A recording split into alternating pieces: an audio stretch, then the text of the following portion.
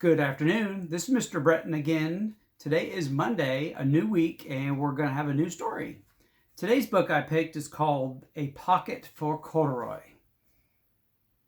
It looks like a fun book. I looked at it earlier. Let's get started. Late one summer afternoon, Lisa and her mother took their laundry to the laundromat.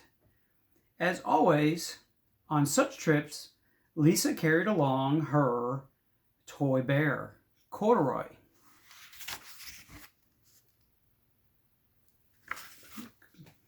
You see the bear? The laundromat was a very busy place at this hour. "Now, Corduroy, you sit here and wait for me," Lisa said. "I'm going to go help with our wash." See, it's real busy at the laundromat.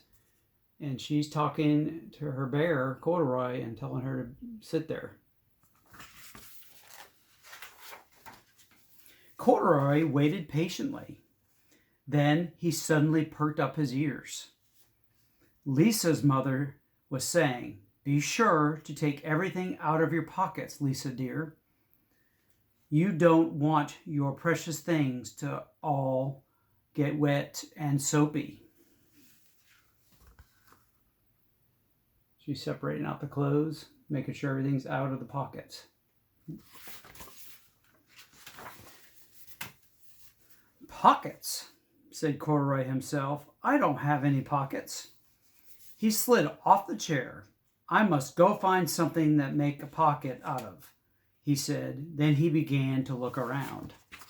So he's in the chair, then he's sliding out.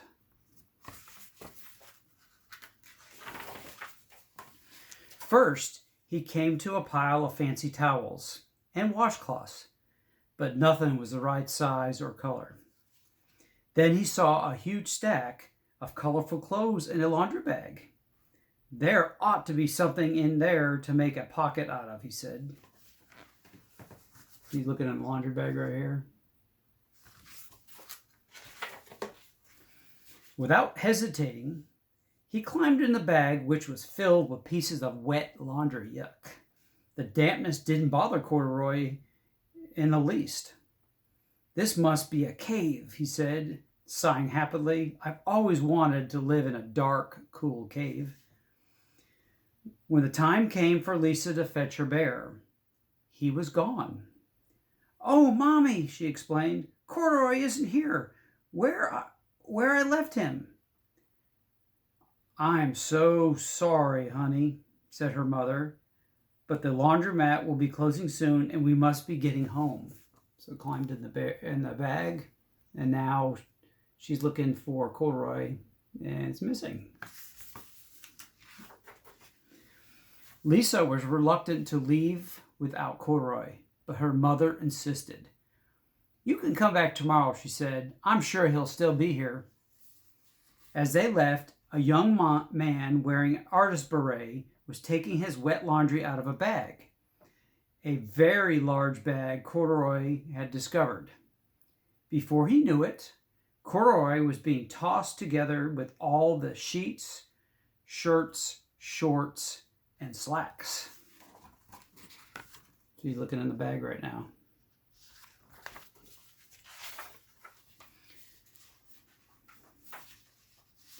Inside the dryer. But just as the artist was shutting the glass door, Corduroy tumbled out onto the floor. "How in thunder did that bear ever get mixed up with all my things?" the artist wondered. Poor Corduroy was damp. "The least I could do for him is to give him an overall good drying." And the man was thoughtful. He unbuttoned the Corduroy's shoulder straps and put his overalls in the dryer.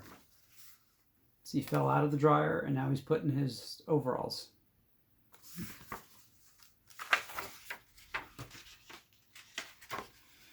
Corduroy was gently placed on top of the washing machine. "I wonder who the bear belongs to," said the artist as he was leaving. "Seems to me he should have his name someplace. He's too fine of a fellow to be lost." As soon as the lights were turned off, Corduroy began his search again. He was surprised to see everything white, glowing in the dark. "Maybe it's snow," he said excitedly. "I've always wanted to play in the snow." So he's on top of the counter there, and he's looking through the next box with white. He accidentally tipped over the open-lidded box, and suddenly he was covered in soft, slippery soap flakes. Gradually, Corduroy began to slip and slide. "Oh, what fun," he said with a smile. "I've always wanted to ski down a steep mountainside." Pretty funny.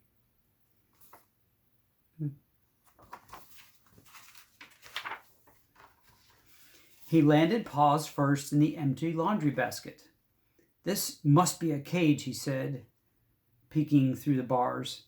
"I've never wanted to live inside a cage like a bear in the zoo." But now Corduroy felt drowsy, and he soon nodded off to sleep. He's going to sleep right there, and he's locked in the cage.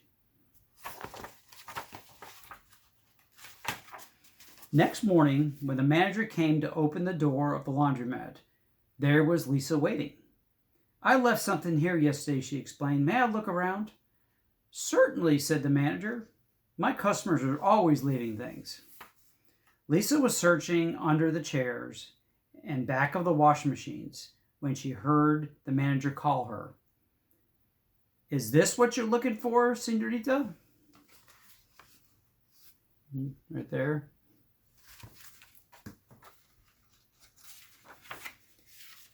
"Yes, yes, he's my best friend," shouted Lisa as she came running. She reached in and picked Corduroy out of the basket. "So this is where you've been, you little rascal," she said. "It's time to take you home." Lisa thanked the manager and ran out the door and down the street, holding Corduroy tight in her arms. I told you to wait for me," she said. Why did you wander away?" "I went looking for a pocket," Corduroy said. "Oh, Corduroy, why didn't you tell me you wanted a pocket?" asked Lisa, giving him an affectionate squeeze. Found Corduroy and hustling out of the building.